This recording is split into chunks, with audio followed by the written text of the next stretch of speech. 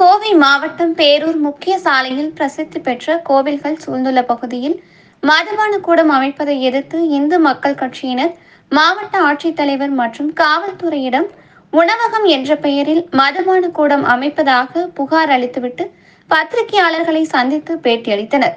வணக்கம். திருமுருகனார் இந்து மக்கள் கட்சி மாநில கொள்கை பொறுப்பு செயலாளர்.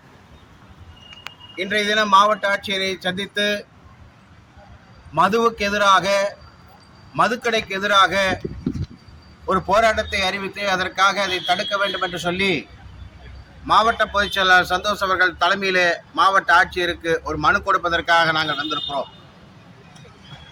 இந்த மனுவினுடைய நோக்கம் என்று சொன்னால், கோவை பேரூர் மேலை சிதம்பரம் என்று அழைக்கக்கூடிய திருப்பேரூரின் அருகிலே சிறுபாணி மெயின் ரோட்டிலே FL2 என்கின்ற ஒரு மதுக்கடை அமைப்பதற்கு, பார் வசதியோடு அமைப்பதற்கு அரசாங்கம் அனுமதி கொடுத்திருப்பதாக நாங்கள் அறிந்து கொண்டோம். அதே நேரத்திலே மாவட்ட ஆட்சித்தலைவருடைய கவனத்திற்கு இது வந்திருப்பதாகவும் நாங்கள் அறிந்து கொண்டோம்.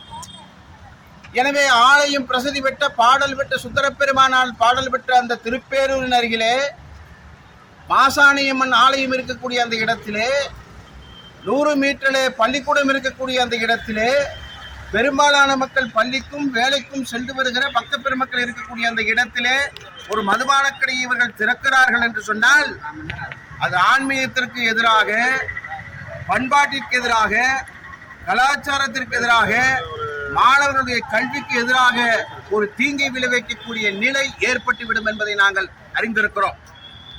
எனவே மாவட்ட செயலருடைய கவனத்திற்கு வந்திருக்கிற இந்த செயலை மாவட்ட ஆட்சித்தலைவர் அவர்கள் தலையிட்டு இந்த மதுபான கடை FL2 என்று சொல்லக்கூடிய பார் வசதியுடன் இருக்கக்கூடிய இந்த மதுபான கடையை உடனடியாக அனுமதி ரத்து செய்ய வேண்டும், உடனடியாக தடுத்து நிறுத்த வேண்டும் என்று சொல்லி இந்து மக்கள் கட்சியின் சார்பிலே நாங்கள் ஒரு மனு கொடுப்பதற்காக நாங்கள் இன்றைக்கு வந்திருக்கிறோம்.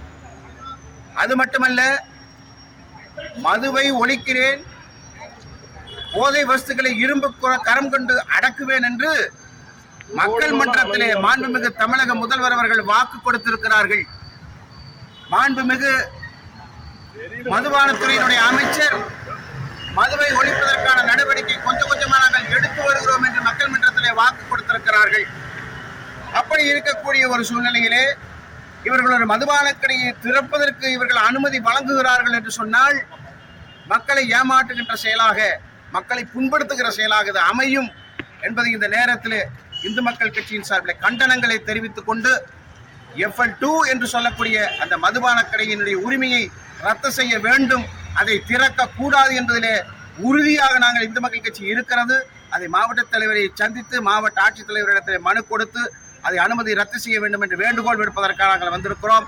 இந்த கூட்டத்திற்கு வருகை தந்திருக்கிறவர்கள், இந்த நிகழ்ச்சியிலே கலந்து கொண்டிருக்கிற இந்து மக்கள் கட்சியுடைய அத்துணை நிர்வாகிகளுக்கும் மாநில இந்து மக்கள் கட்சியின் சார்பாக தமிழ் திரு அர்ஜுன் சம்பத்தின் அவர்களின் சார்பாக மனமார்ந்த நன்றிகளை தெரிவித்துக் கொள்கிறோம்.